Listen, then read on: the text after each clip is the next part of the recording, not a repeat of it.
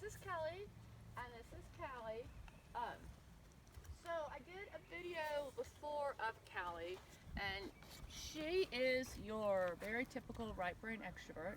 She's a thoroughbred off the track, and the clients that of mine that bought her, they didn't really buy her. They found her on Craigslist. I mean, they were giving her away, and now we see probably why, because she has some definite issues, and they're very kind-hearted. They wanted to give her a good home, which they are, and now they want her to have an education.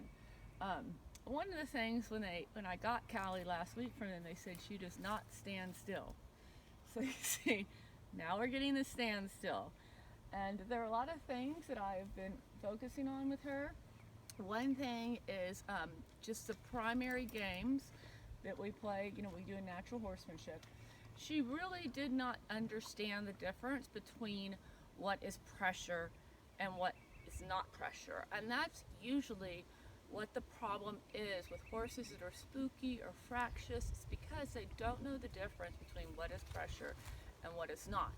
And traditionally what we will do is just avoid those things they will think are pressure, but then you become an avoidaholic, which you don't want to be. You want to acclimate horses to everything. So right now, the basic thing that I've been getting her used to is the stick. She thought I was going to hit her with it at first, and not from her owners, probably track training or something.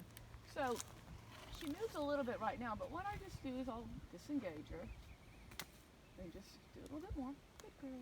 That's good. So we've been doing a lot of this, not getting extreme yet. Good girl. She's also quite herd bound. She's a very emotional horse, and I think a lot of times when horses have issues too, they are physical, and we're starting her on some ulcer medicine, which I think is going to really help. A lot of thoroughbreds, a lot of times will have ulcers, and so before I start riding her, I'm going to start taking care of those so she feels better. Now I'm going to back her up, and this is one thing we've been doing a lot of. We'll do something and then we'll come stand on our piece of wood, and I've shown this to you guys before. Good girl.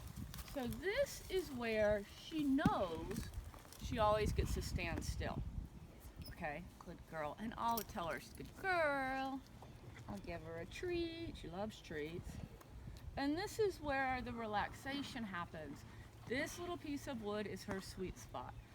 So now what I've started doing is dropping the rope, just letting her know this is where our feet stop.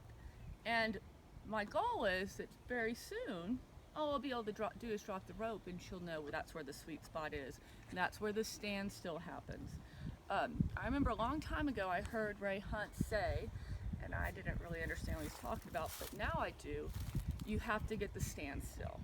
And this is what they mean. If your horse can't stand still, they're not mentally there, they're not mentally with you. So just getting her relaxed, getting her to trust me, getting her to know that this is not pressure, this is just friendly, okay? What we call them probably the friendly or the confidence game. Good girl. So, I'm gonna now just move her around a little bit, which she's pretty good at, and then I'm gonna put her back on, ask her to come back on here. Been working on the back up. She used to throw her head a lot. She has a lot of issues about her poll, which I talked about before that I'm working on. Find this with a lot of thoroughbreds. They have real issues with pressure on their poll, which is the area behind their ears. And I think a lot of this is when they're foals, they just let the ropes hang in the pasture and walk all over the place, and they just step on it and they freak themselves out. And then they really never teach them how to tie properly. So they're very defensive about this area. And this is where the pole is. And horses in general are, because, good, that's good, she looked and chewed when I rubbed her there. Where their neck and their head meet is like an opening that can be opened up like a can opener by a predator. So innately horses are defensive at this, but thoroughbreds even more so. So we've been working on a lot of also just friendly here. I teach the horses a voice command, head down, good.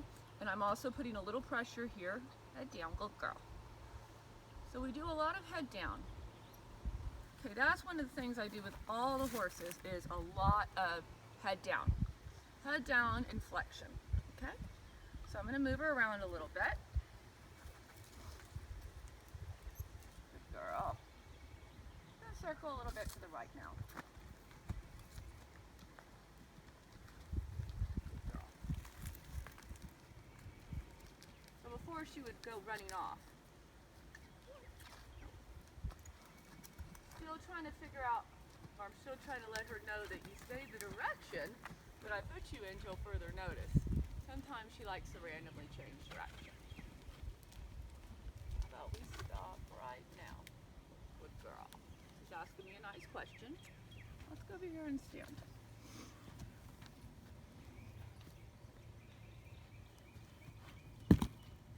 Good girl. There she goes. See how she looked and chewed? She went, oh, this is my sweet spot. This is my standstill. And we're going to sit here and stand still for a minute. Okay, so I'm going to go ahead and cut off there. Gonna do a little bit more with her.